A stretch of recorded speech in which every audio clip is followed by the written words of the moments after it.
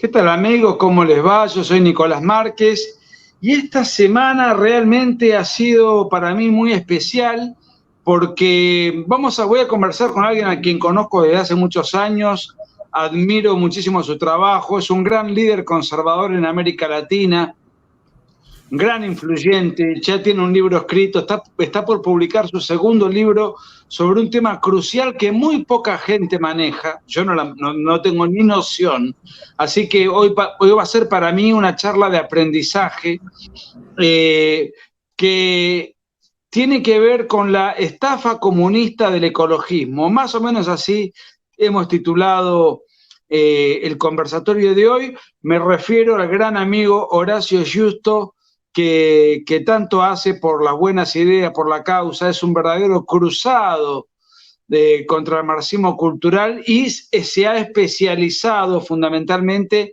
en algo que muy poca gente maneja. Yo no sé cuánta gente maneja un tema tan complejo que tiene tantas aristas políticas, económicas, científicas, meteorológicas, qué sé yo. Ahora vamos a aprender un montón. Yo me considero un espectador que por ahí voy a guiar un poco algunas cosas, pero Horacio, te agradezco el tiempo y estoy ávido de charlar contigo y por supuesto cuando saques tu libro lo vamos a conversar desde acá también. Bueno, en primer lugar, Nicolás, con todo el respeto y cariño del mundo, muchísimas gracias por la invitación. Creo que ya te lo he dicho en privado, lo digo acá también públicamente, sos de los grandes referentes que tengo en la vida. Si estamos acá muchos, no solamente yo, que soy el más insignificante de todos, muchos estamos acá por la enorme cruzada que iniciaste vos, junto a Agustín, un amigo en común, junto a otros grandes profesores que al día de hoy nos siguen guiando a tu par, como Miklos Lukács o Pablo Muñoz Iturrieta. Así que muchísimas gracias por darme la oportunidad de poder introducir algunas ideas en torno al ecologismo, abierto a las preguntas, lo que se sepa se expone, lo que no se sepa se va a decir expresamente. Es un tema que todavía falta investigación, pero que nos comprometemos a dar una respuesta en el futuro. Quiero aclararle a la audiencia que Horacio es exageradamente humilde, muy humilde en su personalidad, no se da cuenta del bien que hace, del liderazgo que ya tiene, que ya ejerce, de lo bien que enseña, que influye y de lo bien que hace en sus conferencias, sus ponencias, sus libros publicados y los que va a publicar. Porque ya tenés esa tendencia siempre a ponerte en un lugar, bueno, yo hago un aporte, no, tu aporte es inmenso y sumamente original, porque la realidad que yo recuerde, sos la única persona que se ha puesto al hombro la causa para investigar y desenmascarar esto que es una farsa, pero vos no lo explicarás. A ver, vamos, yo quiero que vos dirijas esto, a ver, enseñame y enseñanos. Bueno, vamos a empezar para hacer lo más didáctico posible y insisto, si hay algo que no se entiende por parte suya de la audiencia, me lo hacen saber, que no tengo problema en volver hacia atrás, porque lo importante es que se lleven al menos de este vivo 2 o 3 ideas que queden medianamente claras y para mí va a ser un éxito. Así que bueno, si empezamos con lo que es la introducción al ecologismo, hay un punto que creo que es esencial detallar desde ya. Bueno, quizás por un problema de la propia plataforma StreamYard no se ve con todo el contraste que sí se podría ver en una conferencia presencial mía, pero quiero marcar dos cuestiones fundamentales. Poder exponer lo que es el ecologismo como ideología no implica en esta suerte de ataque cultural a este gran metarrelato, es decir, atacar estas ideas ecologistas no implica que uno esté avalando la contaminación, el uso desproporcionado de recursos, el malgaste de ciertos elementos que provee la naturaleza, el maltrato innecesario a un animal. Quiero aclararlo desde ya. Es decir, yo siempre he aclarado en cada ponencia mía, no favorezco bajo ningún sentido el avasallar en forma tecnocrática los recursos naturales. Eso en primer lugar. Mira, hay un tema que se repite en el marxismo cultural, perdóname que te interrumpa, pero un tema que yo sí manejo, que me identifica plenamente con tu introducción. Yo creo que hay una gran farsa de los derechos humanos. Eso no implica que yo esté en contra de los derechos humanos, al contrario, estoy en contra de la farsa que ha sido impuesta por un sector de la izquierda, ¿no? Bueno, Y esto es lo mismo que estás más o menos aclarando vos en otra temática, pero que forma parte de uno de los tantos tentáculos que maneja el comunismo internacional. Tal así es que, de hecho, justo está usted aquí presente. Ha sido un ejemplo concreto que yo di en una pequeña mini gira que tuve en Colombia recientemente, cuando me tocó exponer este tema, donde yo dije, para que me puedan entender de forma muy simple qué es lo que hacemos en torno al ecologismo, piensen en Nicolás Márquez y Agustín Laje. Cuando ellos expusieron lo que era el feminismo, exponer los errores del feminismo no implicaba que ellos estuviesen a favor de maltratar a una mujer, muy por el contrario, los principales maltratadores de las mujeres suelen ser aliados feministas. Bueno, hoy vamos a ver al final de la conferencia, al final de esta ponencia, que los principales agentes que más daño han hecho tanto a la naturaleza como a la economía, como a las libertades de las personas, son justamente los que se disfrazan de ecologistas en este discurso pacifista, en este discurso globalista. Vamos a notar que al final quizás las apariencias engañan más de lo que uno cree. Por eso me encanta una frase que leí de un poeta moderno, y eso que soy bastante crítico del modernismo en algún sentido, de Schiller, que sostiene una esencia básica. El salvaje se enamora y termina adulando a la naturaleza. Se termina volviendo esclavo de la naturaleza el salvaje. Y el bárbaro, en su atropello a la naturaleza, se vuelve más esclavo todavía porque profundiza los vicios. ¿Qué es lo que apuntamos entonces, tanto en el segundo libro junto a mi socio Bosler, como en cada ponencia? Es fomentar el hombre cultivado, el hombre prudente, el hombre mesurado, que entiende mediante la recta razón cuál es el punto de equilibrio en lo que es la interacción del ser humano con su entorno natural. El hombre cultivado no se pone como un ser que avasalla la naturaleza, pero que tampoco la endiosa. Esto es un punto que es esencial como introducción simplemente. Ahora, el endiosamiento, quiero agradecer a Máximo Flores que te elogia tu humildad que comparto y nos ayuda con un superchat. Muchas gracias, Máximo. El endiosamiento de la naturaleza tiene alguna porque vos sos un católico practicante y muy formado en el catolicismo. ¿Tiene alguna relación con el panteísmo? De hecho, vamos a ver que sí, hay un punto específico en la ponencia de hoy que un poco más adelante que se vincula directamente a lo que es la nueva izquierda. Y es un tema que, Nicolás, yo creo que es el tema que quizás a más de uno lo atrape. Tengo que hacer una introducción teórica muy rápida, pero es importante ver qué se Me vincula. pongo ansioso, perdóname. No, pero que es muy buena la pregunta, desde ya anticipo. Es tan importante el concepto de panteísmo porque hay un regreso a cierto pensamiento, incluso presocrático, en las ideas ecologistas. Y el por qué se da esta noción de la sacralización de la ecología tiene que ver directamente con un fin geopolítico. Quiero decir, ¿cómo se puede vincular un fin geopolítico, particularmente vinculado a los recursos naturales, con una cuestión religiosa? Más en un ámbito de la posmodernidad, donde han decaído todos los grandes metarrelatos, diría Lyotard. Bueno, ahí vamos a ver por qué se vincula. Y es un fin expreso, no es teoría de la conspiración, es una visión expresa de la nueva izquierda. Pero tenemos que hacer una introducción rápida, porque a veces se dice, distingamos ecología de ecologismo. Yo diría, es interesante tratar de hacer una distinción entre ciencia e ideología. Es interesante tratar de rescatar el pensamiento, entre comillas, objetivo, realista, empírico, de la fatal arrogancia de algunos intelectuales que intentan diseñar el mundo desde un verticalismo lejos de lo que es la verdad. Aún así, yo lo que les voy a decir es un dato mínimo para que luego lo pueda desarrollar cada uno investigando por sí mismo. Cuando les vengan a decir, San Francisco era ecologista porque cantaba con los pajaritos y plantaba arbolitos.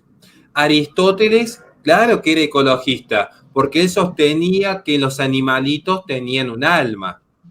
Un detalle simplemente, porque no quiero entrar con el tema del veganismo hoy particularmente, pero para que sepan, animal, cuando se dice que el ser humano es un animal político, se refiere al ánima, al alma, a ese principio motor que posee aquel ente que está vivo.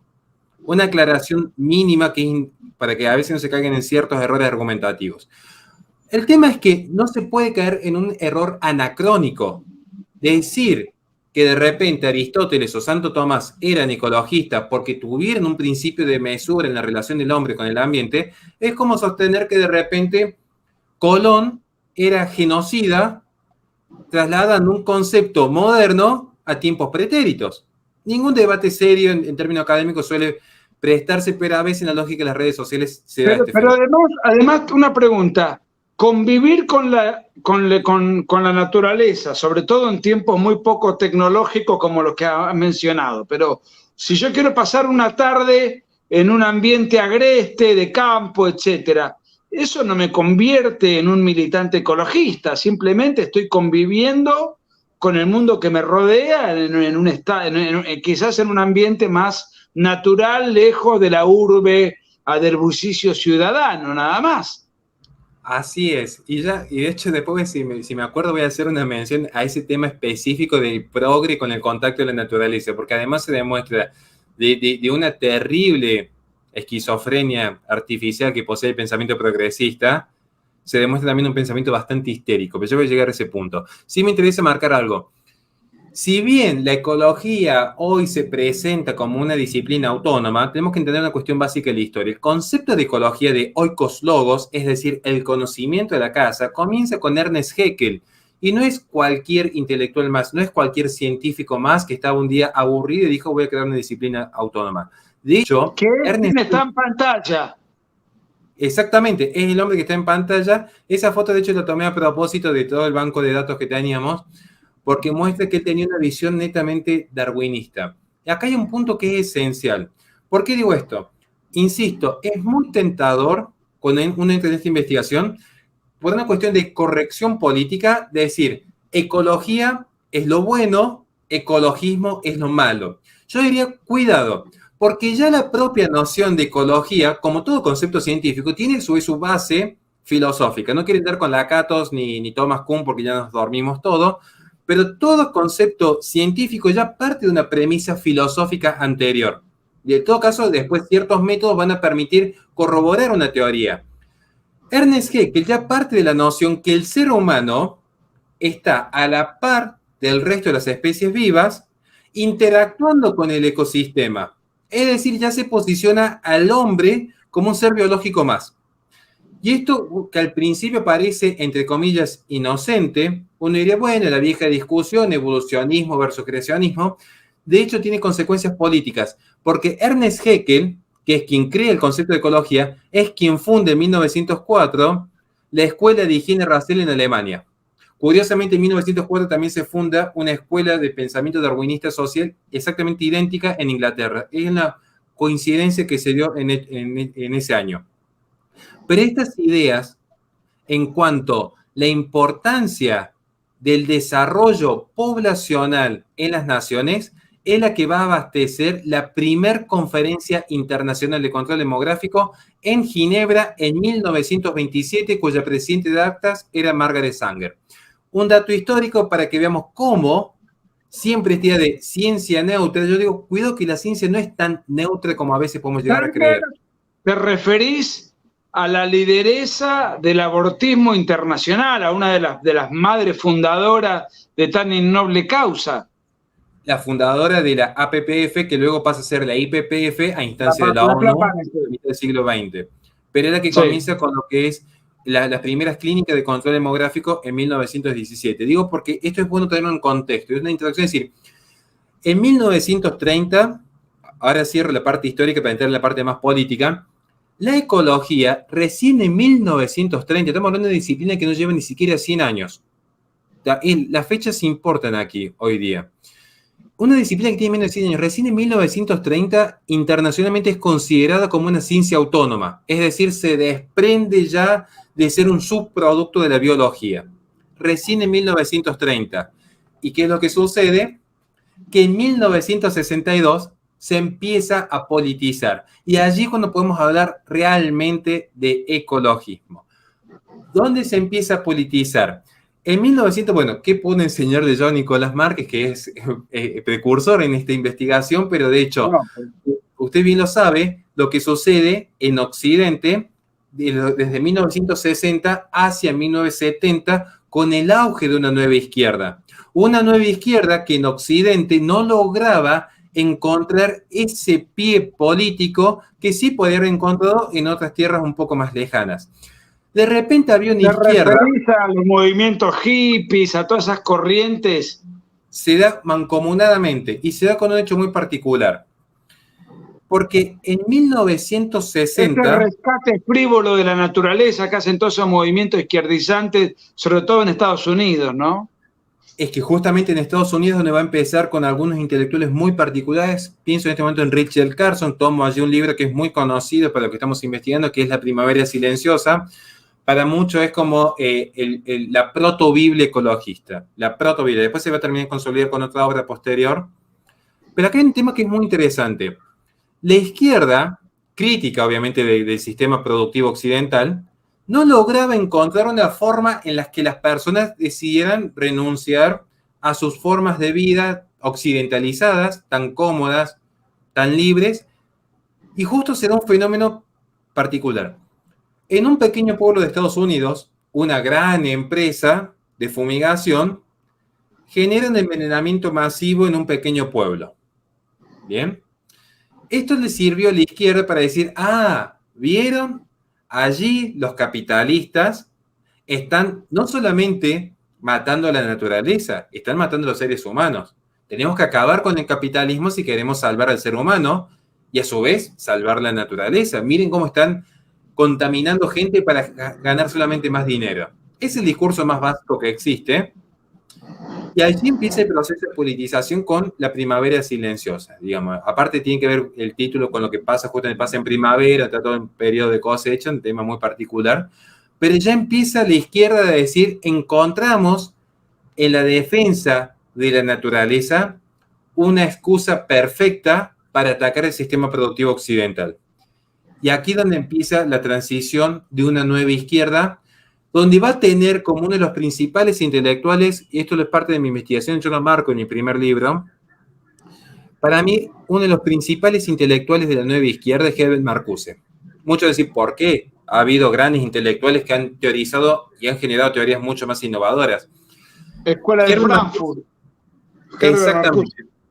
Porque Herbert Marcuse teoriza sobre todos los puntos esenciales de la nueva izquierda. Feminismo, ecologismo, te toma algunos elementos de lo que hoy podríamos hablar del globalismo, en realidad un poco más del internacionalismo en parte, un mundo sin fronteras, pero hay un punto que es muy interesante. Herbert Marcuse es una de las figuras más rescatadas del Mayo francés. Por eso es tan importante su acción. Vos sabés, Horacio, que en las paredes de cuando la revuelta de la Sorbona en Francia, bueno, entre los grafitis que se pintaba la M. Sí. Y era un juego de palabras entre la M de Mayo y la M de Marcuse, porque era el intelectual de cabecera. Muchos creen, se confunden un poco y mencionan a Foucault. Foucault estaba, pero todavía no era conocido, viene después. Pero en ese momento la explosión ideológica, el alma mater de todos esos como corrientes, efectivamente, como vos bien decís, es este personaje. A tal punto, profesor, que de hecho en la revuelta de Mayo francés, en una de las principales universidades, se ven pintadas 3 M's. La tradición intelectual nos demuestra que las 3 M, esto lo rescato yo en el documental que hago sobre Marcuse, es Marx, Mao, Marcuse.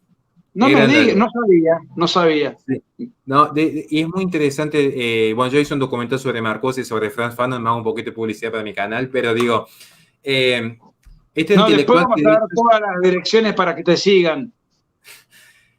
Herbert Marcuse es el intelectual que va a sostener la necesidad y que va a guiar a otros intelectuales, como Saint Mary, tomando un ejemplo concreto, van a guiar la necesidad de tomar el concepto de ecología como parte de una revolución cultural. Y acá viene un tema que a mí realmente me ha encantado poder desarrollar. ¿Por qué voy a plantear esto? Porque hoy está de moda, sobre todo en ciertos círculos, entre comillas, intelectuales, esos que dicen ni de izquierda ni de derecha, estos que dicen que son los verdaderos defensores de la libertad, que estos que están financiando sus medialunas con impuestos alemanes, suelen hablar incluso de un capitalismo verde. Sí, los imbéciles de las fundaciones liberales que se sometidos y obligados a la corrección política. Quiero agradecer a Nes Aguer, que también nos da una mano. Muchas gracias, Nes. No sé de dónde sos, No, pero te lo agradezco mucho. Gracias por apoyar este espacio.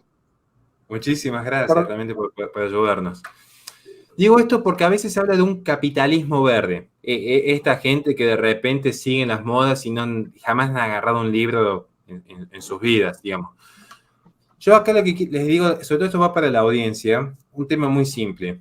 Es muy importante cuando uno empieza un proceso de investigación tener muy claros algunos conceptos. Lo que es una esencia, lo que es un emergente. Y de hecho, hay elementos que uno puede teorizar, pero que también pueden ser definidos por su posición antagónica. Pensémoslo en forma muy simple. Yo podría definir qué es el bien, pero también podría decir rápidamente qué es el mal, la ausencia de bien, qué es la oscuridad, la ausencia de luz, qué es el frío, la ausencia de calor. Bueno, ¿qué es el ecologismo? Hoy parece que está de moda decir el ecologismo es la protección del medio ambiente. ¿Por qué no tener una empresa de desarrollo sustentable, responsable y amigable con la naturaleza? Yo creo que o no entendieron de qué se trata el capitalismo o no entendieron de qué se trata el ecologismo. ¿Por qué? Porque el ecologismo no es lo que dice un tuitero. Una ideología se define por sus pares intelectuales que le dan forma a dicha doctrina que luego se va a imponer en el mundo. Entonces, yo lo que los invito es a que cualquiera pueda encontrar desde 1940 a 1970 un solo intelectual que haya definido el ecologismo por una esencia que no esté marcada por su posición antagónica. Y paso a citar 3 simples ejemplos. Michael Lowy, precursor latinoamericano del ecosocialismo, que va a sostener que el ecologismo es la proposición radical que no solo apunta a la transformación de la relación de producción, sino a crear un nuevo paradigma de civilización. Es decir, no le interesa que haya una empresa que contamine menos. Quiere cambiar la civilización desde su raíz. No, Michael aparte Lowy. el lenguaje marxista habla de las relaciones de producción, ahí hay claramente una ideologización, hay una utilización de la ecología para imponer marxismo. Es más, para que usted vea, profesor, el mismo Michael Lowy, en una de sus obras, va a sostener que la ecología es el movimiento de los movimientos. Piense rápidamente la gente en la agenda transversal, la agenda transversal 2030, que está en todas las políticas nacionales. Él dice, Michael Lowy, que el ecologismo es el movimiento, por definición, que va a ser transversal a los movimientos sociales, campesinos, indigenistas, feministas, religiosos, con la teología de la liberación. Está presente en todos lados la agenda ecologista. ¿Y qué es la agenda ecologista según Michael Lowy, uno de los principales intelectuales? Justamente la ideología que va a cambiar el paradigma de civilización. Cambia la civilización, no es que cambia una empresa y decir, bueno, a partir de ahora Nicolás Márquez va a generar menos CO2 porque va a andar en bicicleta y yo no en auto. Cambia por completo la forma de entender. Otro intelectual, para muchos, el verdadero teorizador del ecologismo, André Gorz. Para muchos, yo tengo cierto escepticismo, pero bueno, por respeto lo menciono. Para muchos, André Gorz es el principal intelectual del ecologismo. Para mí es Paul Ehrlich. Ya algún día voy a explicar el por qué.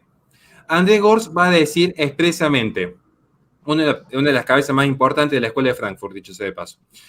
Tomo Coca-Cola mientras hablamos de ecologismo y capitalismo contaminante. Sí.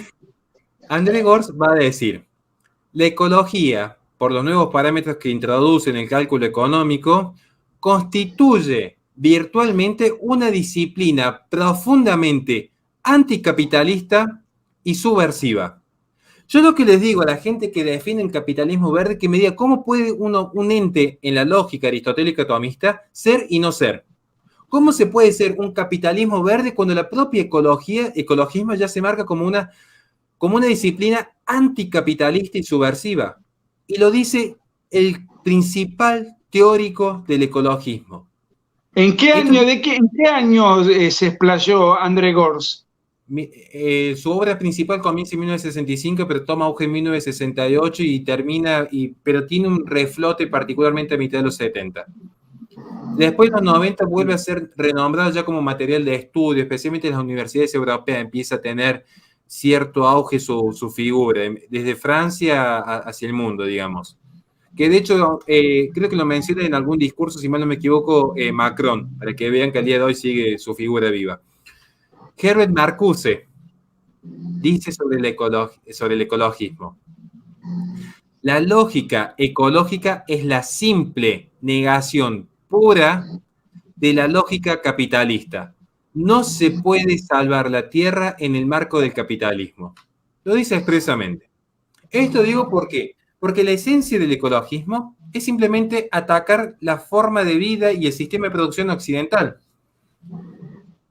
Y un saludo enorme a Siento que Lucas. todos estos personajes disfrutaron y gozaron del sistema de la libertad y del capitalismo, porque ninguno viene ni del nacionalsocialismo ni del comunismo. O sea, ¿de dónde? Bueno, Herbert Marcuse vivió en Estados Unidos, pero Michael Lowy y Andre Gors, no, ¿de dónde son oriundos? Michael Lowy desarrolla su obra en Brasil y André Gors en Francia. Bien. Pero él no tiene nada que ver con Brasil, o sea, no es oriundo de Brasil. Sí. Él es oriundo de Brasil. De hecho, él ya nace. Bueno, el nombre me marea. Bueno, Lucas Dale Crode, muchas gracias. Gracias, Nico, por tu trabajo. Felices las vacas que dejarán de existir cuando terminen de carecer la carne a base de impuestos para cuidar el medio ambiente. Bueno, ese es un tema que ni siquiera el tiempo que tocamos.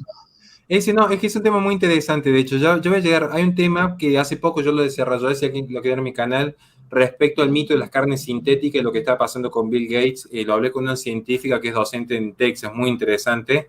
Pero yo voy a llegar a ese tema. Ahora, sí me interesa acá un punto que es esencial, porque para que podamos entender el contexto, cuando usted recién me mencionó el tema de el panteísmo, acá hay que poner en contexto para que la gente lo pueda lograr dimensionar acabadamente.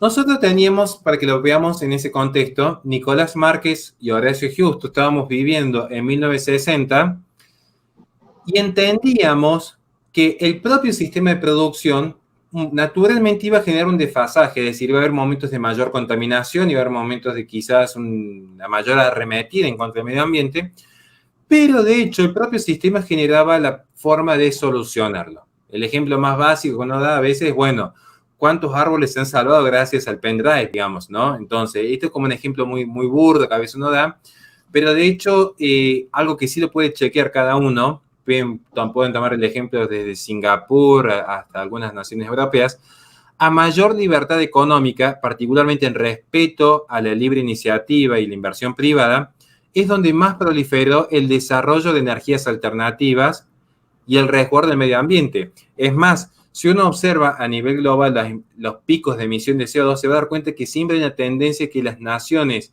más pobres, es decir, las que menor inversión privada tienen, son curiosamente las que más contaminan. Cuando Donald Trump se retira del Tratado de París, que es la famosa imagen de Donald Trump con Greta Thunberg de fondo, con toda la artisteada globalista de fondo, lo que nadie menciona es que Donald Trump se retira del Tratado de París en el momento de récord de Estados Unidos en la baja emisión de CO2. Y él se retira porque el Tratado de París lo que tiene, que muchos no lo conocen en profundidad, que es la actualización de los protocolos de Kioto. Quizás usted que es de los 90, en el caso mío también somos más o menos contemporáneos, podemos recordar los protocolos de Kioto que eran tan famosos en los 90, comienzos del 2000.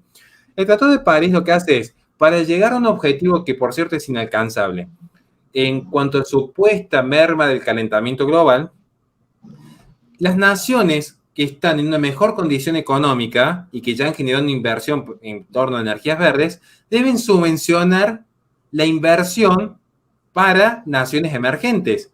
¿Qué sucede? De repente, una nación como Estados Unidos tenía que estar subvencionando a una nación como China, que es la mayor nación contaminante. Y acá hay una paradoja, porque China, de hecho, tiene el control del 90% del mercado de los paneles solares, además que controla el 75% del mercado global de los metales raros, 17 son en total, para el desarrollo de energías verdes. Pero no quiero entrar en su cuestión técnica ahora. Sí quiero marcar algo. Volvemos al ejemplo. Nicolás Márquez y yo estábamos en Estados Unidos viviendo el auge del capitalismo y venía una nueva izquierda con un modelo fallido, claramente ya se veía en ese momento un modelo netamente fallido en la Unión Soviética, a decirnos que él tenía que renunciar a su Coca-Cola y que yo tenía que renunciar a mis jueguitos en la computadora. Entonces, decimos, me parece que no va por ahí. ¿Por qué? Y acá está el tema de fondo que es fundamental. ¿Por qué razón un hombre se arrodillaría? ¿Ante quién se arrodilla un hombre? La respuesta más rápida es ante Dios, digamos, bueno, al menos los que somos creyentes. Nos arrodillamos ante Dios, no ante un gobierno, no ante el Estado, no ante un político. ¿Se entiende? Entonces, Correcto. ¿qué sucede? De repente uno, en el caso mío, yo sí estaría dispuesto a renunciar a muchas cosas en nombre de Dios, pero no en nombre de una idea política. ¿Qué es lo que debía hacer entonces la nueva izquierda si quería acabar con el sistema occidental? Tenía que entender que toda cultura, por definición, se sostiene sobre un plano, entre comillas, metafísico, un plano de fe, un plano de creencias. Y ahí es donde se empieza a sacralizar la ecología. Para que lo puedan entender en términos muy sencillos, que uno piensa que no es así, vean cuántas personas en un determinado sistema de creencias, a partir de un patógeno emergido en el 2020, si el gobierno le decía, yo como gobierno te prohíbo hacer X, la gente naturalmente se iba a rebelar. A día de hoy se están rebelando. Pero en ese momento, ¿qué se dijo? Para que vos salves tu vida, tenés que quedarte encerrado. Entonces, ¿qué es lo que sucede? Que las personas cuando están convencidas de su creencia de X, están dispuestas a obedecer de forma mucho más legítima a cuando de repente sienten el impacto de la sociedad disciplinaria. Esto es muy importante, porque ¿qué va a hacer entonces esta nueva izquierda? Va a sacralizar la ecología, para que de esa forma la sociedad, en forma libre y espontánea, bajo esta creencia, esté dispuesta a no seguir luchando por su vida, por su libertad, por su propiedad. Y ahí aparece de repente lo que es el proceso de sacralización. Podemos dar, para que vean por qué el ecologismo es una religión, por esto es lo que yo digo en mi libro. Es una religión. Están los rituales. Don Nicolás Márquez y yo podemos ir a misa. El ecologista va a tener sus mitines veganos, van a tener las reuniones del COP26, como fue hace poco. Bueno, algunos se van a juntar a comer medialunas en algún hotel financiado por alemanes. Cada uno tiene su ritual. Lo peor que algunos lo reconocemos y otros lo quieren negar con una supuesta superioridad intelectual. También van a tener lo que es el proceso de veneración. Quizás ya no a santos, quizás a animales. Va a aparecer claramente Peter Singer con esta idea de los derechos de los animales, que hay un vicio en esa discusión, por cierto. Va a aparecer también la narrativa. Nicolás Márquez y yo tendremos la Biblia. Bueno, ellos van a tener, por ejemplo, la obra de la bomba demográfica de Paul Ehrlich. Para mí ya voy a pasar a este punto, es la Biblia máxima de los ecologistas. La bomba demográfica. 1968, Paul Ehrlich. Ya la voy a explicar a continuación porque se vincula directamente al control poblacional. Tiene su pecado original, vayan a ver qué dice Petra Kelly. Petra Kelly, que es la principal intelectual del ecofeminismo, el famoso ecofeminismo, su fundadora dice en su principal libro expresamente que todos los males de la sociedad occidental se deben al hombre blanco, heterosexual, capitalista y cristiano. Lo dice expresamente, lo cito yo en mi libro, no es que lo estoy tomando, inventando, exagerando. Imagínense si alguno de nosotros llegara a decir que todos los males de la sociedad es culpa de una mujer con una etnia, con una determinada sexualidad, con una determinada creencia. Lo dijo Petra Kelly, es la figura sacra del ecofeminismo. Tiene sus promesas de paraíso venidero. Vayan a ver qué sucedió con Ocasio Cortés y el Green New Deal, que hoy está desarrollando la mayor crisis económica de Estados Unidos con la recesión que generó Biden. Tienen también el castigo divino. Bueno, vemos el fatalismo que se ve, incluso en las películas se ve este fatalismo que se viene el fin del mundo, culpa del hombre que no le supo poner un freno a sus pasiones. Es una cosa demencial. Las autoridades espirituales como Bill Gates, que vienen a decirnos cómo pensar y cómo accionar en la vida, y los profetas como Greta Thunberg, que son los que te están presagiando el fin del mundo. Dame 30 segundos de Greta Thunberg, que está tan de moda y que es la niña mimada de la ONU y de la agenda globalista, que es una niña, una jovencita, bueno, no sé ahora cómo estará de desarrollada. Yo recuerdo sus histéricas y frenéticas arengas y alocuciones anticientíficas en los foros internacionales, pero ¿quién es? ¿Quién la financia? ¿Influye verdaderamente? ¿Qué lidera una fundación? ¿Qué tiene? ¿Quién es Greta Thunberg? Greta Thunberg en realidad es hija de una activista política, perdón el término, por demás mediocre, no tuvo trascendencia, y un guitarrista frustrado que tocaba cerca de las estaciones de trenes a ver si conseguían que le donase dinero, pero que fue descubierta tiempo atrás en una protesta estudiantil, una chica con síndrome de Asperger, lo cual es una maniobra marketinera que yo realmente me saco el sombrero, porque imagínense tener que discutir uno como hombre contra una niña con síndrome de Asperger. O sea, es como un grandote que le pega a un chiquito, digamos. Simplemente te anula el debate. Por eso fue tan utilizada. Fue un elemento utilizado en términos marketineros. Ahora, ¿sigue teniendo ese protagonismo o ya está más disipada? Está muy disipada porque tiene una particularidad que pocos lo asumen, que el tiempo pasa, y cuando el tiempo pasa, de repente, cuando uno es producto de la imagen y no de las ideas, la imagen termina cayendo, ya no tiene el mismo impacto que tenía tiempo atrás. Igualmente tiene un protagonismo que es muy particular y ahora lo voy a exponer. Greta Thunberg fue reconocida por un activista, por un asesor político muy conocido en Europa, que es Rosenhodt, un sueco que se ha encargado de crear grandes figuras políticas en Europa, de corte progresista claramente, y utilizó la figura de Greta Thunberg para impulsarla como una suerte de figura mesiánica del ecologismo. Ahora, ¿quién se beneficia? Porque la pregunta de fondo es, ¿por qué alguien invertiría recursos? Porque hubo que sostenerla económicamente para llegar a estar donde está. ¿Quién se beneficia? Bueno, eso está explicado en uno de mis videos, mini documentales que suelo armar cada tanto. Porque de hecho, ¿Qué edad tiene Greta Thunberg? no recuerdo, debe tener como 19 años, si mal no me equivoco. Tendría que buscarlo, porque yo le he dejado de leer. Ahí se lo puedo llegar a buscar. Pero... No, está bien, está bien. 19 años, no me había equivocado. No me había equivocado, ahora tiene 19 años. Greta Thunberg, cuando es impulsada con el financiamiento que tiene, para que lo puedan ver, detrás de Greta Thunberg está desde Rockefeller Brothers, o sea, una de las firmas que más ha contaminado el mundo, sí, hasta el dueño de una aeronáutica privada española. Particularmente hay una firma de bancos suizos que se dedican particularmente al negocio inmobiliario, que han sido los grandes sostenedores de Greta Thunberg. Y uno decir, ¿dónde está el negocio?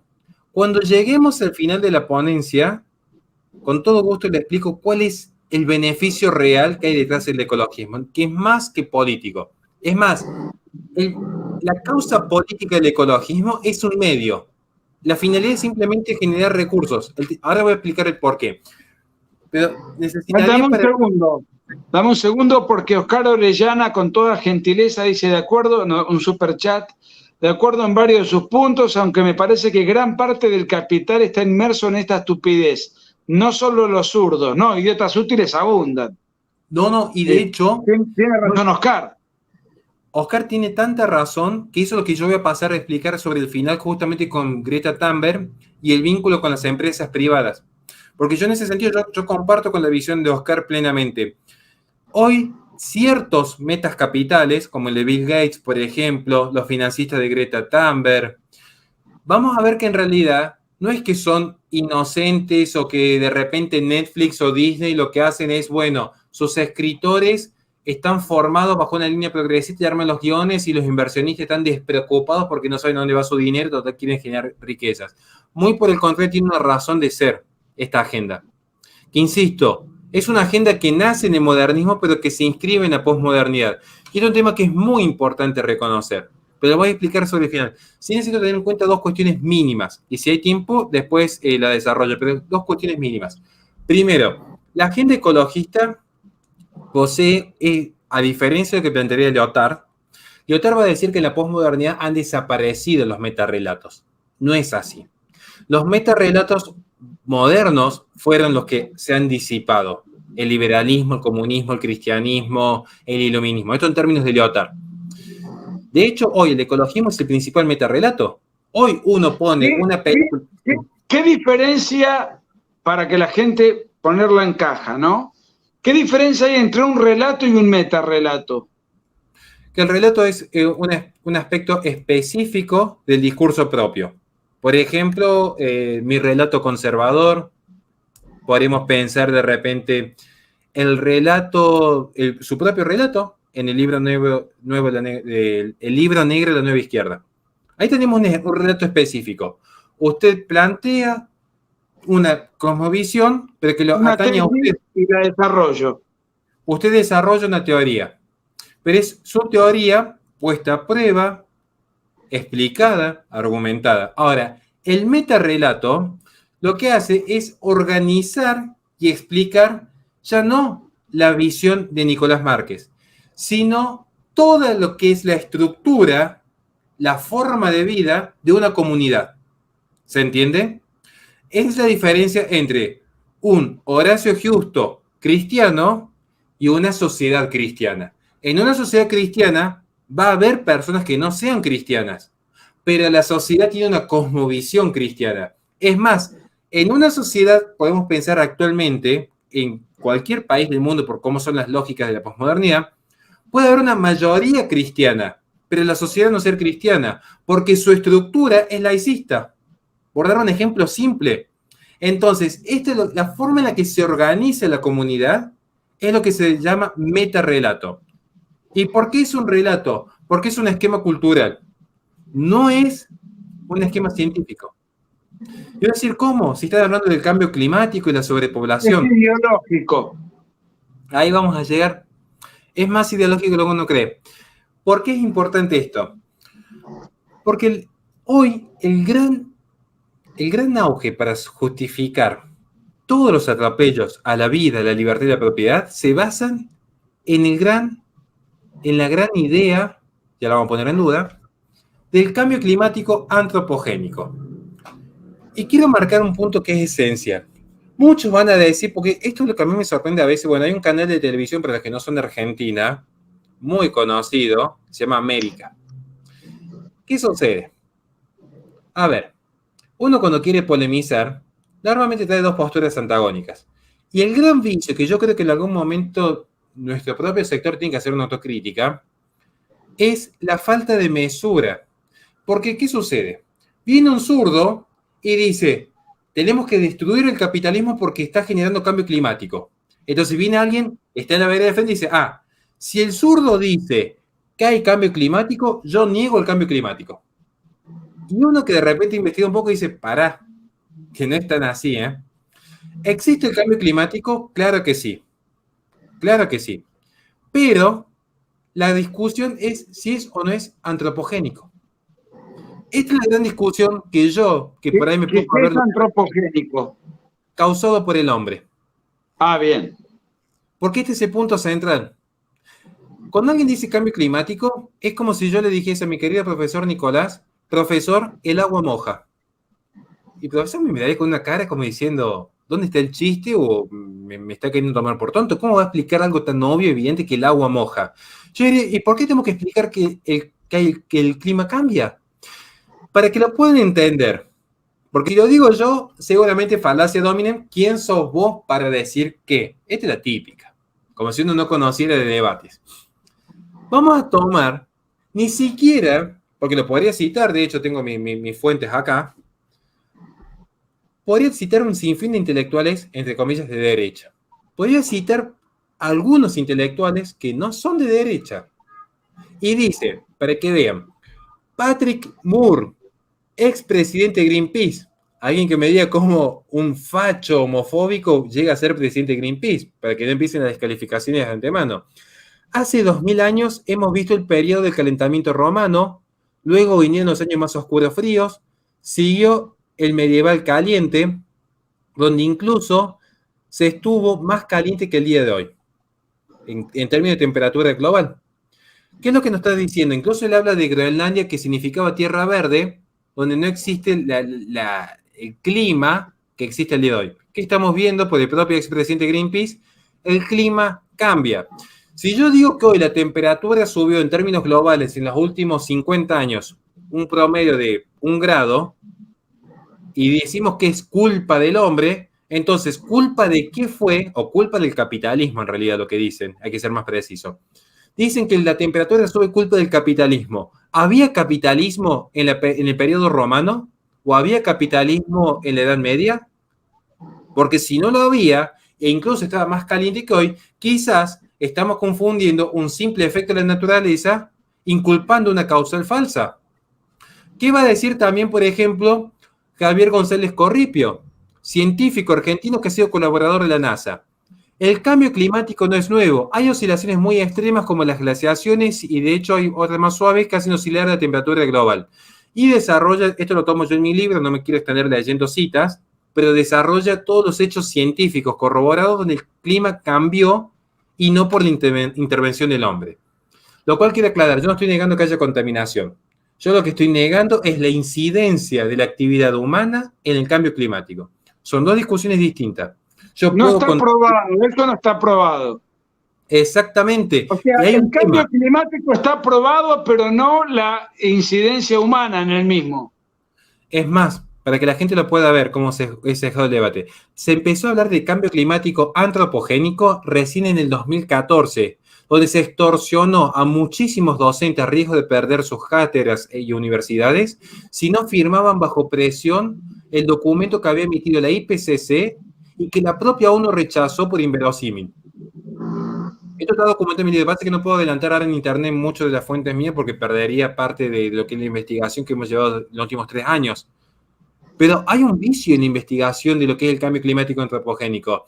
Es más, quieren ver cómo funciona el debate, vayan a ver qué sucede con Judith Curry, meteoróloga, que experimentó que era una farsa cómo se medía el cambio climático a nivel global cuando lo quiso exponer en el Congreso de Estados Unidos para evitar todo lo que era la transición del Green New Deal, fue totalmente censurada. Una científica, que no es que tiene un posicionamiento pro-Trump.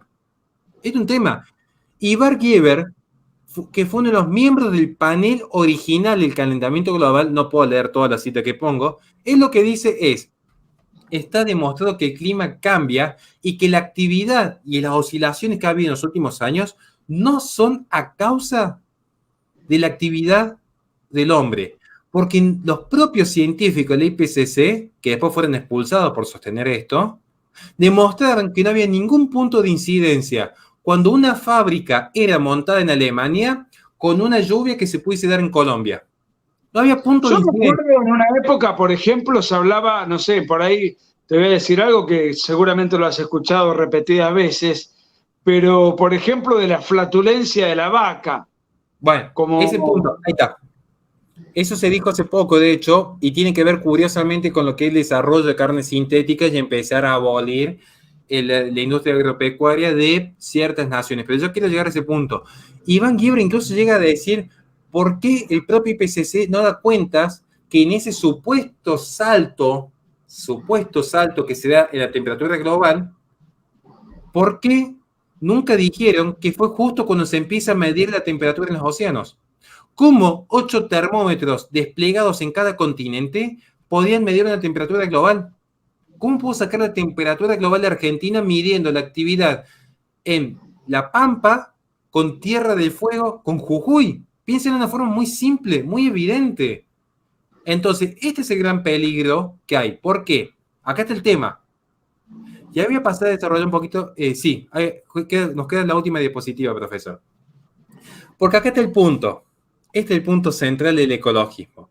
Si yo digo que la causa principal del fin del mundo es el hombre y se supone que yo quiero salvar al mundo, ¿qué es lo que debo hacer? Eliminar la causa. Para que la gente lo vea, no sé, acá muchos seguramente han visto la película de Marvel, que aparece el grandote morado Thanos que viene de cultura tanática. Thanos que dice, vamos a hacer desaparecer la mitad de la población universal para que alcancen los recursos para todos. Thanos, de hecho, es el bueno según la ONU. Thanos, de hecho, toma el concepto de ensayos de principio de la población de Thomas Malthus, que luego va a ser reformado en clave ecológica, porque Thomas Malthus hablaba de alimentos, por Garrett Hardin, William Bogg, por Ehrlich. No quiero aburrir con los nombres, pero es importante esta noción. Porque si el hombre es el causante del fin de la humanidad, para salvar la humanidad, tengo que eliminar a algunos hombres. Y uno va a pensar, esto es una teoría muy extraña. No, tiene sustento. Todo lo que yo digo está documentado y estoy abierto a que se me pueda desmentir en cualquier momento, porque las fuentes están. Y yo tomo fuentes expresas de los propios intelectuales de izquierda. Quiero hacer una aclaración sobre todo la gente de derecha. Cuidado con ciertos pretensos intelectuales que andan polulando a veces ahí en internet, esos que hacen apuestas y que después no cumplen, porque en realidad nunca han leído a los propios intelectuales de izquierda, leen la interpretación que otro hizo. Yo lo he visto porque incluso digo, ¿vos has leído a Foucault? Porque nosotros hicimos un seminario especial de Foucault. No, leen la interpretación que ya hizo otro de Foucault, pero nunca leen en primera mano. Esto es muy importante en la metodología de la investigación. Vamos al tema del mito de la sobrepoblación. Ya en 1798 comienza el sesgo cientificista de Malthus, y un sesgo que se arrastra hasta el día de hoy, en 1798. Garrett Hardin, podríamos decir que es el primer gran perverso intelectual de este mito de la sobrepoblación. Él escribe una obra que se llama La tragedia de los comunes. Se las resumo muy rápido. ¿Saben qué es lo que dice Garrett Hardin? Garrett Hardin va a decir que el gran conflicto que hay con la ecología, el gran conflicto, ¿saben de quién es la culpa? No, del magnate contaminando porque logró comprarse a todos los políticos para que no lo controlen. No. La culpa es de los pobres, de la gente común. La culpa es de Nicolás Márquez, una persona trabajadora de edad media, porque él va y de repente se compra una botella de gaseosa y esa botella genera contaminación. Se compra un libro, muchos libros, que hace que se talen muchos árboles. La culpa es de gente como Nicolás Márquez. Esa gente que se reproduce, que vive, que tiene una forma promedio de vida, es la que realmente está acabando con el sistema. Entonces, a esa gente pobre, de esas naciones pobres, es a la que hay que controlar. Lo dice Garrett Hardin esto, anterior a Paul Ehrlich. Pero después aparece en Stanford, 1968, Paul Ehrlich, que va a terminar de teorizar con la bomba demográfica. Un dato para que vean los paralelismos. 6 años después, de hecho, estaría en la conferencia de Bucarest, que es la más conocida para muchos. 6 años después. Pero digo, ¿qué le suena la bomba poblacional o la bomba demográfica? Depende de la traducción. Para que vean un ejemplo, él llega a proponer que tanto el gobierno como las organizaciones supraestatales debían promover desde la subvención al aborto inducido hasta la esterilización forzosa. Y decir, no, ¿cómo esterilizar? Vayan a ver de qué se trató la COP26 que fue el año pasado, que nosotros lo levantamos en nuestro medio periodístico. Se trató más que la contaminación, más que exponer lo que estaba haciendo China con su emisión de CO2, porque a China no lo toca nadie, por cierto, ¿no? Lejos de hablar de lo que era China, estaban preocupados en ver cómo podían hacer para reducir los embarazos en África. ¿Qué tenía que ver la contaminación a nivel global, supuestamente, que es lo que le preocupa a la COP26, que es ver cómo se desarrolla el Tratado de París? ¿Por qué no se preocuparon por el régimen chino que se está expandiendo? Si no, vayan a ver qué está sucediendo con Hong Kong, Taiwán o el Tíbet. ¿Por qué no se preocupan por eso y se preocupan porque una mujer africana se embaraza? Ah, por cierto, un dato de color. Eric Pianka llegó a sostener, este especialista en serpientes, porque acá opinamos todo, ¿vieron? El especialista en serpientes, Eric Pianka, llegó a sostener que hacía falta que venga un virus a acabar con el 95% de la población global. No digo que haya pasado adrede lo del 2020, pero... Te comento algo porque no estoy leyendo los comentarios, que son un montón, pero no me extrañaría que más de uno, con todo lo que estás mencionando, meta por la ventana algo que no sé si tiene alguna relación o no. Me parece que no. O sea, sí con el control poblacional, pero no con el ecologismo. Pero a lo mejor vos has visto algún nexo con el famoso memorándum 200 de Henry Kissinger, que refiere a esto, pero no, hasta donde yo sé, no hay vínculo con lo ecológico, pero sí con el objetivo final, que tiene que ver con controlar a los países del tercer mundo en cuanto a su promoción demográfica. El memorándum que usted menciona está citado en la introducción de nuestro segundo libro. Está citado en la introducción. Bueno, no estoy tan equivocado. Porque de hecho toda idea de control poblacional se vincula directamente a lo que es el control de recursos naturales. El memorándum que mucha gente lo cita, a veces yo digo, estaría bueno también leerlo completo. La principal preocupación no era que Argentina iba a ser tan potente que iba a tener un super ejército que iba a invadir Estados Unidos. La preocupación iba a ser que, por dar un ejemplo, Argentina, si se desarrollaba demográficamente, iba a poder tener un control absoluto sobre todo su territorio, y esto le iba a permitir no solamente industrializarse, sino controlar los recursos naturales. Vayan a ver quién está explotando al día de hoy los recursos geológicos o incluso marinos de nuestro propio territorio. O sea, esto no es teoría de la conspiración. Esto ya se venía gestando incluso desde 1890, pero no quiero entrar no irme tanto, pero digo, está vinculado directamente. Y es más, para que vean, Peter Singer, ahora que está de moda el tema del animalismo, el derecho de los animales, Peter Singer llega a sostener, para que ¿Pero quién explota nuestros recursos? Porque yo creo que China está tanto en alta mar como las bases que fueron instaladas. Yo por ahí no sé, me equivoco. Yo lo entiendo. Yo trato de evitar un poco el tema de la geopolítica porque pienso que puede aburrir bastante, pero para que la puedan ver rápidamente. Pero ¿qué país ves vos que está dando vueltas dentro de esto? China. Pero es más, lo doy con un dato concreto. Okay. Es más, está bien. Se lo tiro, esto es parte de un ensayo. No quería una burrada, Horacio, que quería que vos me corrijas por si yo dije alguna imprecisión, alguna... Se lo digo ahora en vivo para que ya quede registrado. Esto se lo digo en vivo para que quede registrado y yo me voy a hacer cargo de cada palabra que digo, para que lo pueda ver cada uno. Pensando en Chile. Cuando asume el comunismo el control de la República Democrática del Congo, todas las empresas privadas que estaban extrayendo los recursos, dejando sus regalías en dicha nación, son expulsadas por el régimen comunista, que obviamente que llega a fuerza de un golpe muy particular, no puedo usar ciertas palabras. Ahora, aclarado está, el comunismo toma el control de la República Democrática del Congo. Su principal fuente de recursos, su principal fuente de ingresos, mejor dicho, su principal fuente de ingresos es la minería, de hecho. Tiene una sola empresa minera, que es estatal. Estoy hablando de República Democrática del Congo, una sola empresa minera. ¿Quién compró el 97% de las acciones de dicha empresa? Una compañía que se dedica a la extracción de minerales, cuyo control depende del Partido Comunista Chino.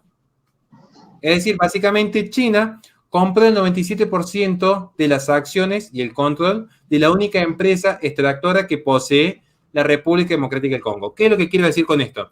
Ahora que ha ganado Boric en Chile, van a ver, y se los firmo ya mismo en vivo, que se va a encargar paulatinamente de expulsar todo lo que es el sistema privado de explotación de recursos naturales de dicha región y que posteriormente se va a terminar dando, mediante algún pago mínimo de regalías, a la explotación china. Porque es lo mismo que hizo China con Birmania, de hecho, justo en medio de un conflicto militar que está en este momento en transición. Es una forma que se va a dar incluso en Perú, que yo advertí, cuidado con el ecologismo, porque el feminismo, ¿cuánto ha modificado? Alguna ley específica puede haber modificado el feminismo. Y en los últimos años, el ecologismo ya modificó constituciones. Si no, vayan a ver cómo se modifica la constitución de 1994 en Argentina. El gran cambio constitucional es que se empieza a hablar de derechos ambientales. 1994, la reforma constitucional en Chile, y yo lo dije en su debido momento, se iba a dar en clave de ecologismo. La reforma constitucional que se va a dar en Perú se va a dar en clave de ecologismo. Y lo mismo se está planteando en este momento en Colombia. ¿Por qué? Porque con esta idea de los derechos ambientales lo que se hace es quitar todo sistema de control privado y dejar todos a manos del cuerpo político que luego lo puede entregar tranquilamente a cualquier organización supraestatal. Este es el fin. Es un comunismo global, si lo quieren ver de una forma muy simple, muy rápida. No sé si me di a entender. Perfectamente. De hecho, bueno, la derrota de Kast en Chile, Kast había ido a Estados Unidos, se había reunido con Marco Rubio, estaba tratando de colocar a Chile dentro de la libertad y Marco Rubio está muy cercano a Trump, y claramente Boric y el Partido Comunista y toda la runfla que lo secunda tenía una inequívoca alianza con China, y Chile es un país eminentemente minero, vive del cobre, vive de un montón de extracciones que son coincidentes con todo lo que vos estás contando de lo que viene haciendo China en el resto del mundo. De hecho, Chile tiene la concentración global, creo que el 52% global de concentración de litio en una forma específica de sal. O sea, una particularidad que tiene Chile, digamos. O sea, tiene una gran concentración de litio. Además, los 17 metales La raros. mina chilena, el Teniente, es considerada la más grande del mundo, así que imagínate si no estará China poniendo los ojos esperando el 10 de marzo, que es el día de la asunción de Boric. Para que puedan ver un ejemplo muy simple de esto. Para el desarrollo de energías verdes, las energías verdes tienen tres grandes pilares: el panel solar, el molino de energía eólica y el auto eléctrico. Para el panel solar se requieren en esencia 17 metales raros cuyo control global en cuanto a producción y distribución lo ostenta China. Los 17 metales raros, o tierras raras, como le suelen llamar algunos. Pero las grandes energías verdes requieren, en más o en menos, tres minerales que son esenciales: cobre, litio y cobalto. ¿Bien? Ahora, la concentración que tiene de litio Chile es envidiada por el mundo. Van a ver lo que va a pasar con el comunismo ahora. Es lo mismo que va a pasar con el cobre en Perú, ¿eh? Yo tampoco me olvido de sus hermanos peruanos. Este es el punto. Pero bueno, quería ya para cerrar, creo que nos fuimos un poquito de tema, pero quería cerrar una idea simple sobre el mito de la sobrepoblación, hablando justamente del memorándum. Empiezan a aparecer incluso movimientos como el de Les Nike, que es el movimiento por la extinción humana voluntaria. Empieza a aparecer esta idea de somos demasiadas personas. Hoy está de moda ver esto. Somos demasiadas personas en el mundo. Hoy tener un hijo es generar una huella de carbono. Entonces hay que tener menos hijos, por cualquier mecanismo. La realidad, esto lo admito yo en mi libro, no puedo dedicar a ver con la cuestión de estadística, no está creciendo la población como se dice. La población, de hecho, todas las naciones occidentales están decayendo su tasa demográfica, ¿sí? No, o sea, ahí aclaraste muy bien. Yo te iba a decir eso, las occidentales, ¿sí? Porque Europa está siendo invadida por familias numerosas, musulmanas, que están cambiando los usos y costumbres. Bueno, Sergio Botero dice: muchos medios masivos de comunicación nos quieren persuadir de dejar la carne para consumir plásticos e insectos. ¿Qué hay detrás de esto? Si usted me lo permite, se lo respondo ya mismo, porque nos queda la última diapositiva rapidísima, donde tenemos tiempo para todo tipo de preguntas que ustedes quieran, y ya termino la idea. Simplemente con el tema de la sobrepoblación, vayan a ver cuando dicen, los argentinos y estos negritos que se reproducen como conejos para tener más planes sociales. Hasta en Buenos Aires está decayendo estrepitosamente la tasa de fertilidad. Ni hablar Ciudad Autónoma de Buenos Aires, digamos. ¿Qué es lo que quiero marcar? No existe tal cosa como la sobrepoblación. Lo que existe es densidad demográfica. Y esto es muy importante cuando uno entra en un debate serio. Un debate serio, estamos hablando de gente adulta que sabe, digamos. No un debate farandulero. Debate serio distingue. Densidad demográfica sería que estamos todos encerrados en un mismo departamento y ya no entra más gente. Pero no se sigue que estemos todos apretados en un departamento como en una fiesta, a que no haya departamentos que puedan ser ocupados porque están vacíos en este momento. Capaz que el resto del edificio no hay nadie. Claro, viene Argentina simplemente. Yo estuve hace poco en Colombia viajando y me tocó viajar en avión y hay ciudades como Bogotá o Cartagena que es increíble la densidad demográfica que posee. Incómoda, reconozco que es bastante incómoda en algún punto, más allá que su gente es muy cálida. Pero hay partes de Colombia que son tierras habitables que no están destinadas ni a la producción de alimentos, ni de recursos, ni a la habitación. O sea, tierra que tranquilamente podría ser ocupada posteriormente. Digo esto para no confundir conceptos. Vamos al tema específico de las carnes sintéticas, que es un tema que a muchos les apasiona, pero que quiero marcar rápidamente. Acá hay 5 grandes actores en el ecologismo, y en una articulación global. Están los metas capitales, por ejemplo, Mastercard, Nike, Bill Gates con las carnes sintéticas, tocando ese tema, AT&T, Hasbro, Nickelodeon, podría tomar Disney. Están las ONGs, como lo que financiaron la campañita de Say Ralph. Bueno, el ecocidio, Greta Thunberg, un dato, ¿no? Greta Thunberg le ha destinado millones de euros. Sí. Un dato de color. Las mismas compañías que vos indicás financiando esto son las que financian, por ejemplo, la ideología de género o el aborto o el lobby LGBT. Y tiene una razón de ser cada cosa. Son los mismos que van colocando en diferentes ONGs, pero forma parte de una plataforma que tiene un pulpo, varios tentáculos y una misma fuente de financiación. Y ahí viene el tema central, porque toca el tema de las carnes de plástico y todo. Un dato simplemente del ecocidio, porque hay muchos temas que no me va a dar tiempo de desarrollar ahora.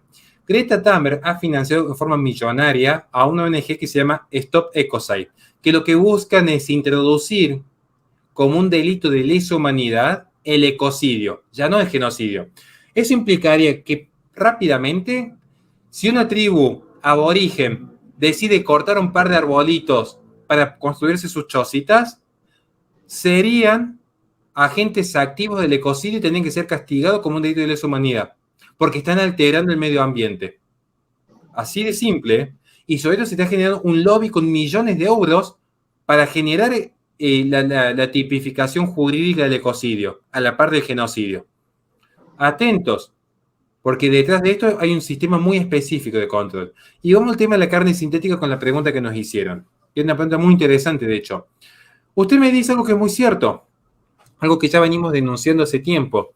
Van a ver de repente, voy a tomar un ejemplo muy simple. Lo voy a tratar de explicar de esta forma. En la posmodernidad, si algo que la caracteriza, no me quiero ir de tema porque a mí me apasiona el tema de la posmodernidad, pero digo, una característica de la posmodernidad es que es un proyecto estético y en consecuencia es un proyecto líquido. ¿Qué significa? Que no hay nada sólido. Es lo que se ve. Bauman. Exactamente. Es un proyecto netamente líquido. Ahora van a decir, uy, Horacio Socialista está citando a un autor de izquierda. Gente, estamos discutiendo como adultos y creo que en todos hay una riqueza que se puede aprender. Esto es muy importante. Esto es muy importante. Porque si mi proyecto de vida es líquido, no es sólido, lo líquido naturalmente va a ir fluyendo conforme el cauce del sistema. ¿Qué significa? Que de repente yo ya no voy a ser un Horacio Justo, católico, papá de una niña hermosa, bueno, ahora de 2. Voy a hacer lo que consuma, lo que muestre el mundo. Y este es el tema. ¿Por qué? Porque de repente, en la posmodernidad, donde lo público y lo privado está desdibujado, piensen, algo tan privado como la identidad sexual es materia de regulación pública como las políticas de género.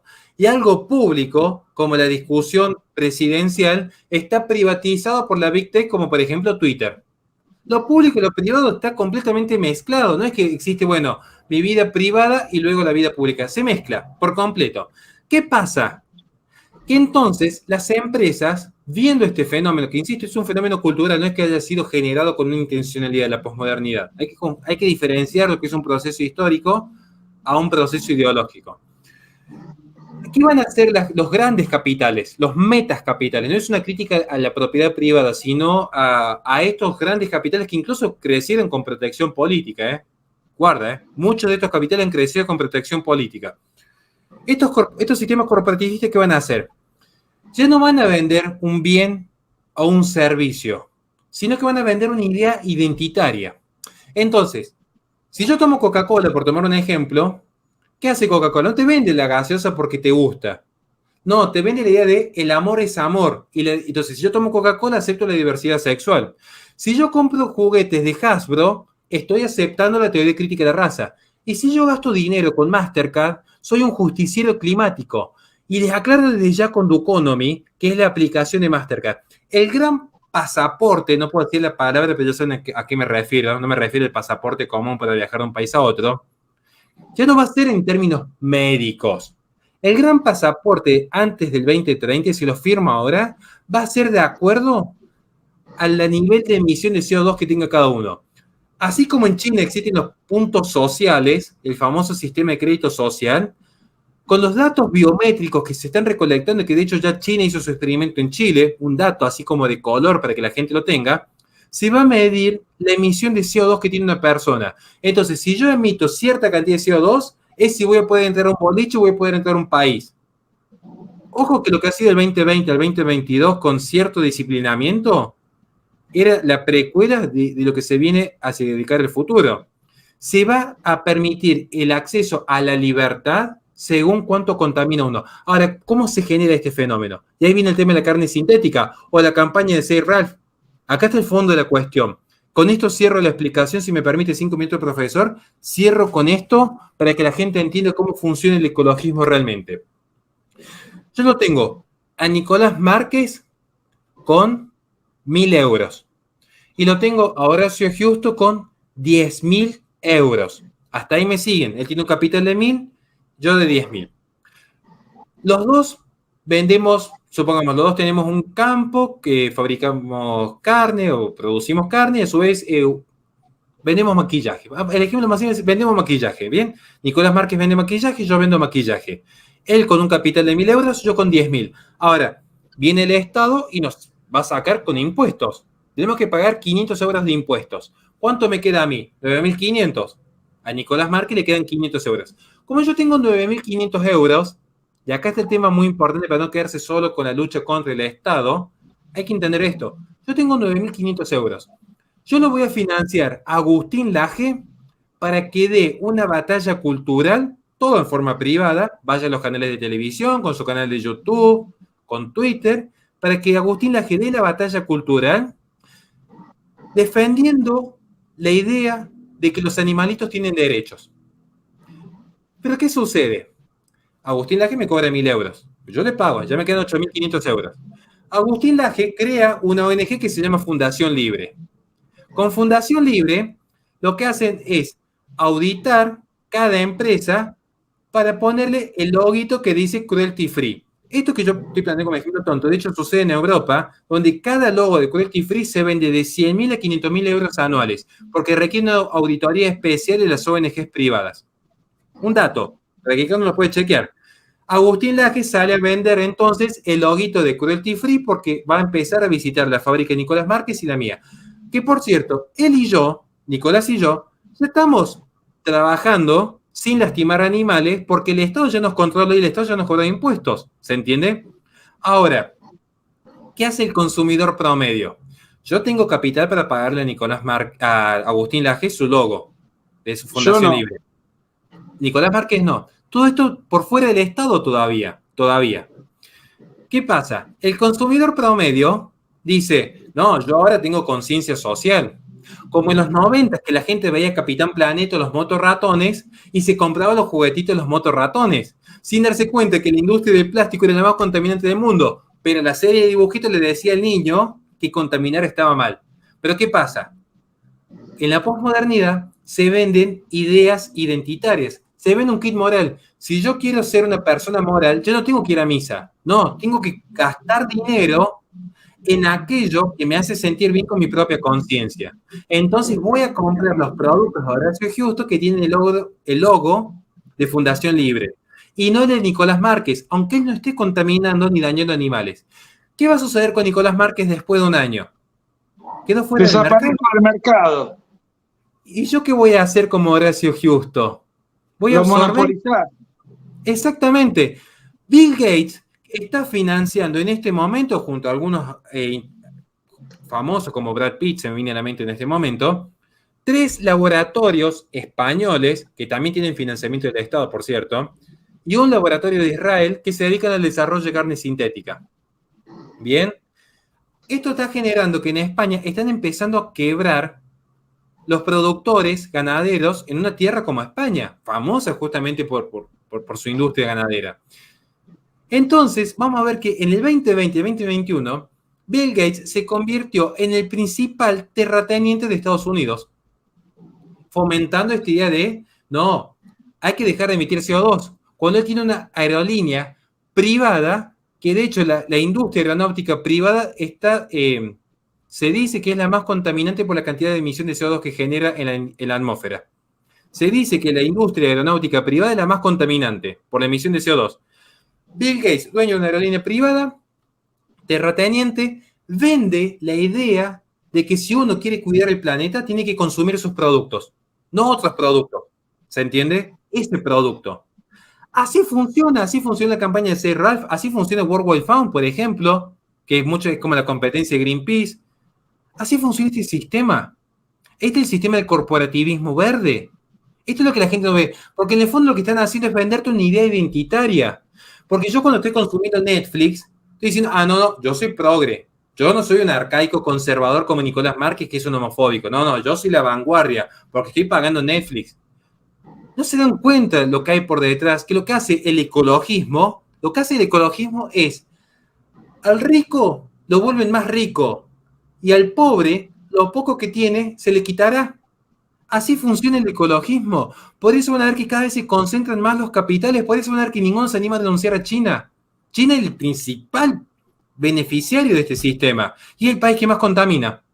Pero es quien tiene el control del mercado hoy en el mundo. Hay mucho para desarrollar, infinito. Si hay alguna pregunta, yo me quedo hasta la hora que sea, pero quería al menos que en esta hora, aunque sea una idea medianamente clara, y espero haberme dado a entender. Mirá, fue impresionante la cantidad de comentarios, aparte la cantidad de usuarios, no solamente permaneció, sino que se fue incrementando. Ahora después vamos a tener la captura de pantalla exacta de cuánta gente lo vio, lo vamos a desparramar por las redes. No, yo quiero dejar abierto esto. Nos has ilustrado, nos has dado un pantallazo extraordinario, con una precisión, con las citas, con los intelectuales, con los financistas, con los voceros, con los ideólogos, con los argumentadores. Nos has hablado de geopolítica, nos has ilustrado sobre asuntos inherentes al mundo científico, académico, al mundo globalista, a la ONU, a las conferencias internacionales que se han dado haciendo lobby. Has hecho una síntesis a una velocidad y un ritmo apabullante. Yo te felicito y esto está para volver a verlo. Gracias, Lucrecia Trejo, por estar siempre. Gracias, Lucrecia. La pregunta que te hago es esta, es la más importante de todas. Dos te voy a hacer. Primero, acá otra vez, saludo respecto a lo que comentó Nicolás. ¿Por qué ese interés del mundo por victimizar a los musulmanes, refugiándolos a costa de los que pagan impuestos y a todos pro-islam, ahora como Netflix? Bueno, ya se nos va de tema eso, porque eso tiene que ver con la diversidad cultural. Bueno, tiene que ver, pero no es el ecologismo exactamente, sino el multiculturalismo. Yo lo encadraría por el multiculturalismo. ¿Cómo? El ecologismo, particularmente con las corrientes más ambientalistas, pienso rápidamente en Petra Kelly, se vincula directamente. Acá hay dos temas a considerar. Un ejemplo, perdón que te interrumpa, Nicolás, pero hay un punto que se vincula directamente, no quiero dejar sin responder a Jairo, que es el siguiente. Vamos a tomar un solo ejemplo. Francia, ¿no? Vayan a ver, por ejemplo, Francia, de hecho, las pocas cosas inteligentes que hizo Francia, las muy poquitas cosas que hizo en los últimos años, fue no renunciar a la energía nuclear. Por eso hoy le está exportando energía nuclear a Alemania, que con el Partido Verde decidió no tomar energía nuclear. O sea, así de inteligentes son los alemanes actualmente. Pero digo esto. Respecto al tema de diversidad cultural. Petra Kelly, que es... fogonea el tema del ecofeminismo, también era pacifista. Ella sostenía que las naciones tenían que renunciar a sus ejércitos y a su carrera armamentística.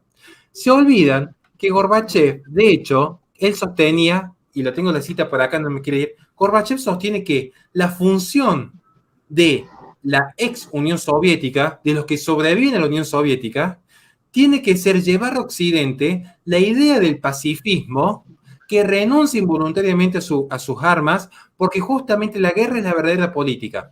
Y lo que necesitan es un Occidente desarmado. Lo dice Gorbachev abiertamente. Y Gorbachev sostiene, viendo este paralelismo con Petra Kelly, que sostenía que teníamos que estar todos hermandados, que teníamos que ser todos uno, que no hay que haber guerra, Gorbachev sostiene que la mejor forma de realizar esta carrera de desarmar Occidente, es decir, quitarle el ejército y la defensa a Occidente, era con el ecologismo que reemplace los 10 mandamientos. El ecologismo es una nueva religión. Lo dice un ex líder de la vieja izquierda. Hoy nombraste algo, arrancamos esto temprano. Vos mencionaste un periodo histórico específico que fue la década del 60, donde hablaste del ecologismo, etcétera, y ahí yo te mencioné el hipismo que estaba vinculado con esto. ¿Y el hipismo qué fue? Además de muchas otras cosas, un movimiento pacifista, un movimiento de izquierda, tan caro a los sentimientos del Partido Demócrata, pero más allá de eso, un movimiento de izquierda funcional al comunismo internacional y a sus propios intereses, porque eso es, al promover y al presionar al gobierno norteamericano en favor del desarme, estaban siendo funcionales a la URSS, porque la URSS no iba a desarmar nada. Lo que querían era provocar un pacifismo interno dentro de Estados Unidos en el marco de la Guerra Fría. Y hoy hablábamos de la ecología, pero bueno, fíjate, o sea, hecho, lo complejo de lo que es el movimiento de izquierda. No quiero irme por las ramas, pero hubo una época, vos sos más joven que yo, en donde esto tuvo una explosión religiosa también, en otros niveles, que fue el movimiento New Age, sí, que fue un movimiento netamente panteísta, un movimiento ecléctico desde el punto de vista religioso, pero sí, anticonsumista, anticapitalista, promovía el amor por la naturaleza, etcétera, que después se diluyó, porque hoy hay cosas mucho más importantes, pero mucho más estructuradas y mejor financiadas. Pero también estaba de moda y se citaban a filósofos como Khalil Gibran, algunos personajes de la época. Horacio, ¿a dónde te encuentra la gente? ¿Cómo te sigue la gente? ¿Cuáles son tus redes? Primera pregunta. Y segunda pregunta es cuándo sale tu libro, pero vamos por partes. Vamos por parte. De hecho, quiero hacer un pequeñísimo puntito. Respecto a lo de Francia que preguntaban ahí, para que vean cómo funciona esto con el New Age, que está todo vinculado con esta idea de reemplazar con la ecología, el pacifismo, todo, lo que es la guerra híbrida, lo que se le avisó a Le Pen. Tengan cuidado con la guerra híbrida, porque ¿qué pasa? Aparece la inmigración sustitutiva, aparece tía de que todas las culturas son iguales. No son iguales. No es lo mismo una sociedad fundada en el cristianismo que una sociedad fundada en otra fe. Digo, y este es el punto que de repente se pierde vista en la realidad geopolítica. Digamos, entonces, ¿qué pasa? Francia es víctima de estas corrientes progresistas. ¿Por qué planteó esto? Esto es muy importante. El ecologismo, gente, ténganlo muy en cuenta. A mí hace poco tuve un pequeño cruce con algunos supuestos referentes pro vida que están enrolados en la socialdemocracia de Argentina. Supuestamente son cómplices de Casa Fuse y Fundación Huésped, pero bueno, ellos como han sido, ahí están con su puestito estatal, son intocables. Uno va a ver que cuando fue el día mundial por la acción climática... ¿Con la socialdemocracia te referís a Cambiemos? Exactamente, a Juntos por el Cambio. Bueno, Juntos por el Cambio, para que mucha gente lo tenga claro, no es la derecha argentina. Yo me animaría a decir que la Argentina no tiene derecha, pero bueno, eso lo podemos discutir. Pero Juntos por el Cambio es la izquierda europeizante, socialdemócrata, y el kirchnerismo es otra izquierda, pero yo diría más ligada al chavismo. Pero nosotros estamos atrapados en dos izquierdas, una más civilizada y una más rústica. Pero forma parte de la misma matriz cultural e ideológica, estatista y progresista en el ámbito cultural. Y manfloras, pero además fíjese que hay un tema que es fundamental, que cuando fue el día de la acción contra el cambio climático, estaban los muchachitos con las banderas del PRO, al lado de los muchachitos con la bandera de la Cámpora, unidos en esta visión de el ecologismo nos une. Vayan a ver si no es peligroso el ecologismo. O sea, si uno de repente dice, yo estoy del lado correcto de la vida, y a su lado tiene a la gente de Juntos por el Cambio, o el kirchnerismo, dice, acá en algo se equivocó. O sea, y ojo que Juntos por el Cambio hay algunos parásitos del Estado que se dicen liberales también, pero que compran todo este libreto. Por ahí discutiste con algunos de esos imbéciles, que los hay, y no quiero dar nombres porque no quiero pelearme. No quiero personalizar porque no importa, no le quiero dar entidad, pero hay elementos parasitarios juntos por el cambio, infectados de progresismo, que se dicen liberales, liber progress. Hay de todo.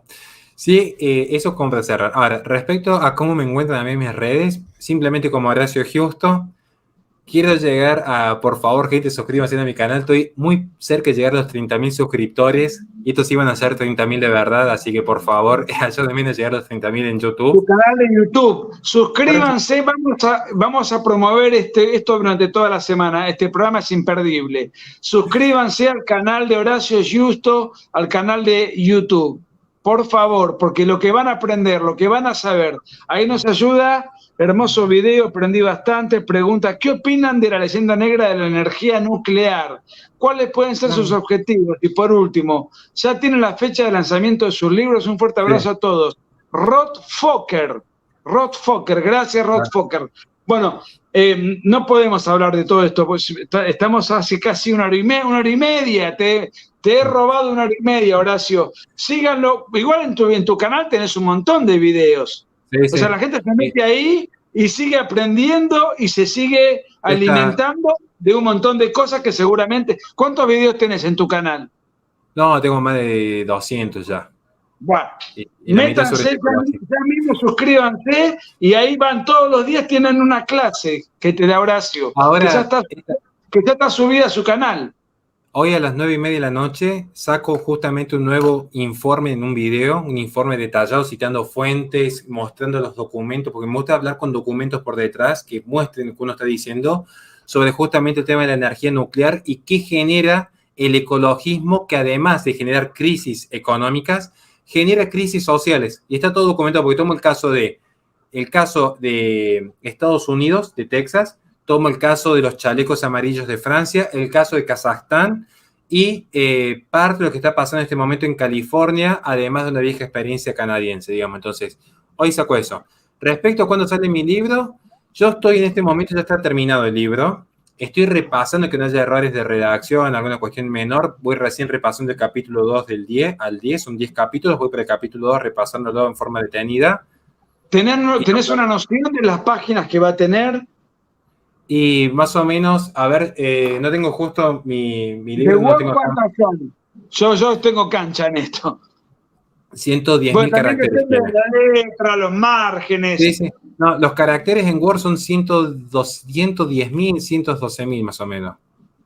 O sea que tiene un...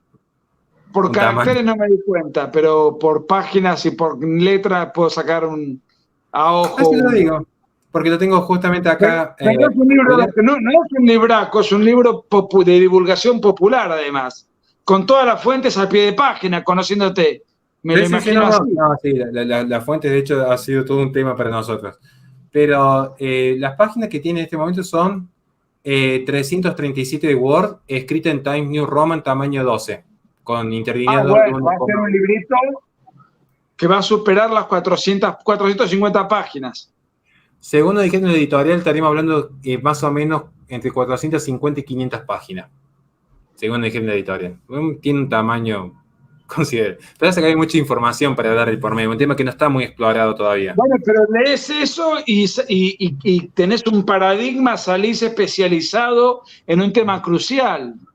Bueno, yo te felicito, Horacio, y te agradezco que hayas dispuesto de tu sapiencia para compartirla conmigo y con la gente que está en mi canal, que ya mismo invito a que se suscriba al tuyo también.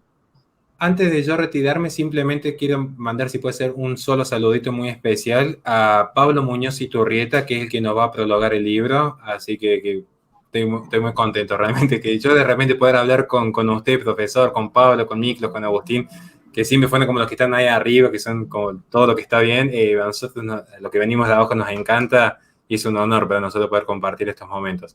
Y encima tener la oportunidad de seguir aprendiendo de ustedes como y lo que yo aprendí hoy de vos, y aparte este video, lo voy a volver a ver concentrado, porque es un video para volver a masticar, porque la cantidad de datos que arrojaste, la cantidad de nombres, de citas, de razonamientos, merece ser repasado para internalizarlo, ¿no es cierto? Te felicito.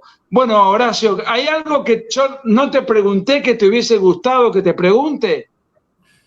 En este momento creo que hemos logrado desarrollar todo. Lo que sí le podría decir, pues ya no tenemos tiempo, que si usted quiere, con todo gusto, podríamos trabajar en algún próximo vivo en su canal con todo gusto sobre lo que es el desarrollo específico de la Agenda 2030, que creo que es como, bueno, ahí es donde se termina de consolidar todo lo que hemos hablado con este idea del desarrollo sustentable, control poblacional, y poder profundizar en algunos personajes como Bill Gates, como Greta Thunberg, con forma un poco más específica y no tan somera, digamos. Igual que el camino China 2035, porque se habla de la Agenda 2030 y no se dice la nueva ruta de la seda, que creo que hay que tener en cuenta eso, explicar un poco más qué fue de los ecoterroristas, qué fue del Acuerdo de París, qué son los impuestos verdes, que hay mucho todavía para hablar, lamentablemente no dan los tiempos, a veces no solo vivo. Alguien acá muy atentamente nos deja un super chat, no tengo el nombre, no me dice el nombre. Quiero comentarles algo a la gente, porque se habla de la Agenda 2030 y parece que uno es un terraplanista, ¿viste?